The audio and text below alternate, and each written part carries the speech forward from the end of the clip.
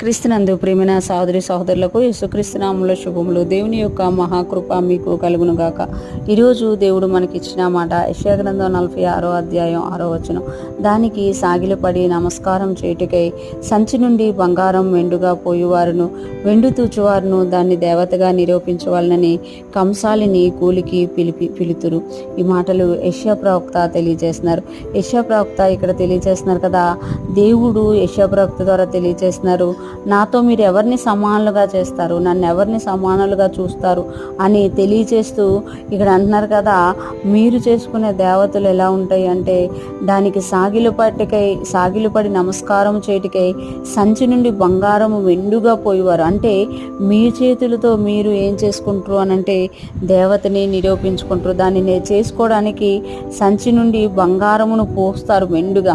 వెండిని తూచువారు వెండిని తూచి ఇస్తారు. ఒక దేవతగా చేయడానికి కంసాలిని కూలికి పిలుపుతారు.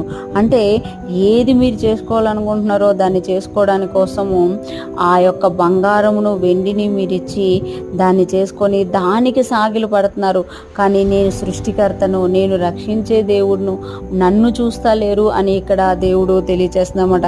నేను మార్పు లేని దేవుడను, నేను మిమ్మల్ని సృష్టించిన వాడిని, నన్ను జ్ఞాపకం చేసుకొని మీ యొక్క మనస్సు మార్చుకోనండి అని ఇక్కడ తెలియజేస్తున్నారు.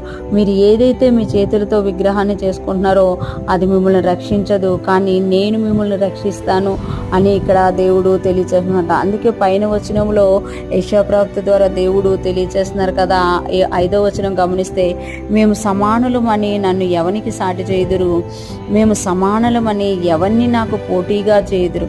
అంటే సృష్టికర్త అయిన దేవుడు అడుగుతున్నారు, నన్ను ఎవరిని సమానులుగా చేయగలరు మీరు, నన్ను ఎవరిని పోటీగా నిలబెట్టగలరు మీరు చేసుకున్నవి మీ బంగారం మీ వెండితో చేసుకొని కంసాలని పిలిచి దాన్ని ఒక దేవతగా చేసుకొని దానికి మీరు సాగిలు పడుతున్నారు.